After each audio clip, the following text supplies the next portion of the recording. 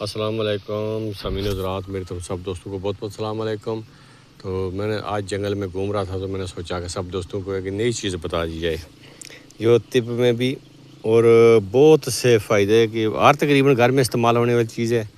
تو یہ ویڈیو صرف اور صرف حکماء کے لیے ہوتی ہے کہ حکماء جب جنگل میں جائیں تو کوئی ایسی چیزیں ملیں تو اس کو تازہ نکال کے تو استعمال کریں تو اس کے فوائد جو ہے کئی گنا زیادہ ہو جاتے ہیں۔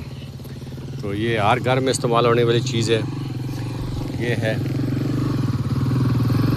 پودا، یہ اس کے اوپر لگا ہوا ہے۔ یہ نیچے کچھ اس طرح کے اس کے پتے ہوتے ہیں۔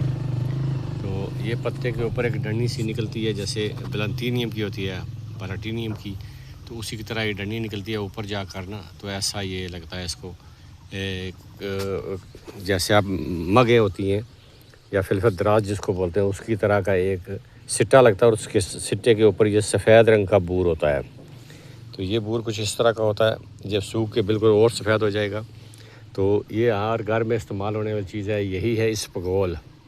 تو چھلکا اسپغول یہ ہے، اور اس کے بیچ میں جو ہے نا ایسے یہ بیج ہوتے ہیں، یہ ابھی تو سبز گرین ہے، تو پک کے یہ براؤن ہو جاتے ہیں بیج اس کے۔ تو وہ تخم اسپغول کے نام سے بازار میں بکتے ہیں، پنساری سے مل جاتے ہیں۔ تو اسپغول تو ہر گھر استعمال تقریباً ہوتا ہے۔ تو یہ اس کا بور جو ہے سفید رنگ کا بور، یہ اسی کا ہے اسپغول کا۔ تو یہ آج کل اس کا موسم ہے، اگر کوئی آدمی جنگل میں جائے تو کسی کو ملے تو اگر زیادہ مقدار میں چاہیے ہو تو اکٹھا کرے تو اس کو استعمال کریں۔ یہ دیکھو نا ابھی اس کا، یہ اس کے ساتھ یہ بور سفید لگا ہوا ہے۔ تو یہ جو اس کا بور ہے نا، اسی کو بوسی اسپغول بھی کہا جاتا ہے، چھلکا اسپغول بھی اسی کو کہا جاتا ہے۔ تو یہ اس طرح کا ہوتا ہے۔ تو سوکھنے کے بعد، ابھی تو یہ گیلا ہے نا، تو سوکھنے کے بعد یہ سفید ہو جاتا ہے۔ تو میں جنگل میں گھوم رہا تھا تو میں نے بولا کہ سب دوستوں کو اس کی بھی پہچان دی جائے، کیونکہ بازار میں جو چیزیں ملتی ہیں نا، وہاں سے لوگ خرید لیتے ہیں کہ یہ چیز جو ہے بازار میں مل گئی ہے، لیکن اس کی پہچان بھی تو ہونا ضروری ہے کہ یہ کیا چیز ہے، کہاں سے آتی ہے، کس طرح پیدا ہوتی ہے، اس کا رنگ روپ کیا ہے، اس کا ہر چیز جو ہے نا اس کے متعلق معلومات ہونا بہت ضروری ہوتا ہے۔ تو یہ حکماء کے لیے بہت ضروری ہے، عام آدمی کی تو اتنی ضرورت نہیں ہوتی ہے کہ اس نے تو پنسار سے ہی لے کر استعمال کرنا ہوتا ہے۔ تو حکماء جو ہوتے ہیں یا طبیب ہوتے ہیں، تو وہ جب جنگلوں میں گھومتے ہیں، تو آج کل تو ماشاءاللہ حکماء کا بھی کام تھوڑا سا الگ ہو گیا کہ بازار سے چیزیں خریدی، کام ہوا نہیں ہوا، بس کام کیا واپس آ گیا۔